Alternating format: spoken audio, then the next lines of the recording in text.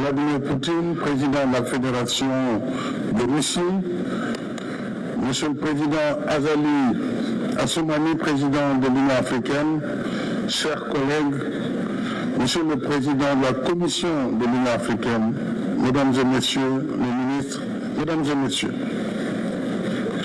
je voudrais tout d'abord vous remercier, Monsieur le Président Vladimir Poutine, pour votre accueil convivial et toutes les dispositions prises afin de faciliter notre séjour. Je me réjouis de vous retrouver pour la troisième fois en 2 ans, après notre rencontre du 3 juin 2022 à Sochi, à ma qualité de président en exercice de l'Union africaine, et plus récemment, le 17 juin dernier, dans le cadre de la mission africaine de bons offices. Ce sommet s'inscrit dans le même esprit de concertation russo-africaine dont les origines remontent aux années de lutte pour la décolonisation de notre continent. Les relations russo-africaines sont excellentes et je m'en félicite. Mais je pense que nous avons encore des efforts à faire pour donner un contenu plus consistant à notre coopération économique. Le potentiel de notre partenariat est énorme. L'Afrique, on le sait, c'est 30 millions de kilomètres carrés, plus d'1,3 milliard d'habitants. La Russie, c'est plus de 17 millions de kilomètres carrés et plus de 144 millions d'habitants. Ensemble, notre continent et votre pays constituent un géant démographique et disposent de l'essentiel des ressources naturelles de la planète. Nous avons donc de quoi coopérer dans quasiment tous les domaines. Agriculture, agroalimentaire, industrie, hydrocarbures, mines, transport, industrie, technologie de l'information et de la communication, sécurité, pour ne citer que cela. Cependant, Monsieur le Président, il nous faut bâtir des mécanismes adéquats et pragmatiques. Des mécanismes donc d'investissement, de financement et de partenariat. Et on aura remarqué que je ne parle pas d'aide, parce que je ne crois pas en l'aide en réalité. Et pour répondre à notre jeune frère, notre cadet, capitaine Traoré, président du FASO, l'Afrique, les chefs d'État ne sont pas venus ici pour mendier. Tout comme nous n'allons pas ailleurs pour tendre la main. Nous travaillons pour un partenariat d'égale dignité entre les peuples. C'est le même discours qu'on tient à Dakar, ici à Saint-Pétersbourg ou à Washington. Donc je pense que le combat de l'Afrique est d'abord un combat pour la dignité. Et ce combat, il transcende les générations. Je suis très heureux d'être à côté du président Museveni ou du président Denis Sassou Nguesso, qui ont été pour l'un des combattants de la liberté, pour d'autres, des modèles de résilience. Et chaque génération a son combat à mener. Le nôtre, c'est de combattre d'abord le terrorisme qui est en train de gangréner notre continent. Mais aussi, c'est de travailler pour le développement de notre continent. Mais si on le regarde de très près, pourquoi l'Afrique en est à cette situation?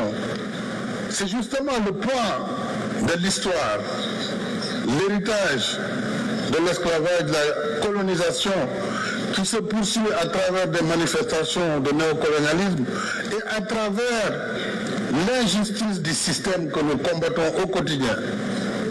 Nous avons demandé la réforme du système des Nations Unies. Nous avons demandé la réforme de la gouvernance mondiale qui, aujourd'hui, conditionne la vie de nos États. Et quel que soit par ailleurs nos efforts, si ces règles ne sont pas modifiées, eh bien, nous n'irons nulle part. C'est pourquoi il est important que nous travaillions dans la solidarité, que nous travaillions également à l'échelle du continent. Puisque les défis sont majeurs. Nous avons des micro-États hérités du Congrès de Berlin qui nous empêchent de travailler à l'échelle. Si on ne comprend pas cette situation, on perdra beaucoup de temps sans efficacité. Je crois que la Russie avec ses capacités en matière d'investissement, peut travailler avec l'Afrique sur ces grands projets régionaux. Et l'Afrique a besoin d'infrastructures de développement. L'Afrique a besoin de chemins de fer. Elle a besoin d'électricité, de barrages. Elle a besoin de la sécurité collective. Et sur tout cela, l'Union africaine, à travers différents mécanismes, que ce soit l'ODA-NEPAD, que ce soit les programmes régionaux, nous avons le programme qu'il faut. Et je pense avec la Russie, nous pourrons travailler ensemble avec les BRICS et avec tout autre partenaire qui souhaiterait travailler dans nos priorités. Nous pourrons ensemble bâtir une prospérité partagée. Je pense que s'agissant maintenant de nos soucis, et notre souci principal reste la paix sur le continent. Notre souci, c'est la sécurité à l'échelle du continent et du monde. Nous souhaitons, Monsieur le Président, la désescalade pour aider à l'accalmie et à la restauration du libre commerce des céréales et des fertilisants. Ça, c'est mon discours depuis le premier jour du conflit russo-ukrainien. Puisque l'Afrique, au-delà du blé, produit des céréales. Nous produisons du mil, du maïs, du sorgho. Nous produisons toutes sortes de céréales. Mais sans fertilisants, comment allons-nous faire? Donc, toutes les contraintes contre le commerce des céréales et des fertilisants doivent être levées. Mais ce soir, nous verrons le président et je pense que nous aurons l'occasion, sur l'initiative de la paix africaine, d'avancer sur ces sujets. Mais aussi, cela nous permettrait, par rapport aux autres partenaires, sur les restrictions, par rapport au commerce, de plaider pour la levée de toutes les restrictions afin que les pays puissent retrouver un commerce libre au bénéfice de toutes les populations. Monsieur le Président, je vais m'en arrêter là puisque je ne voudrais pas être plus long, mais nous souhaitons une action de la Russie à l'échelle de l'Union africaine dans le domaine de la sécurité. Nous avons une architecture de la paix pour l'Union africaine. Nous sommes en train de voir comment l'Afrique peut prendre en charge dès lors que le Conseil de sécurité a failli à cette mission qui est de restaurer la paix partout dans le monde. Le terrorisme gangrène notre continent sans qu'il n'y ait aucune solidarité majeure en faveur de l'Afrique. Donc ce sujet-là, je pense que c'est un sujet important pour notre sommet. L'autre sujet important, je l'ai dit, est vraiment l'investissement que nous devons pouvoir faire ensemble pour une prospérité partagée.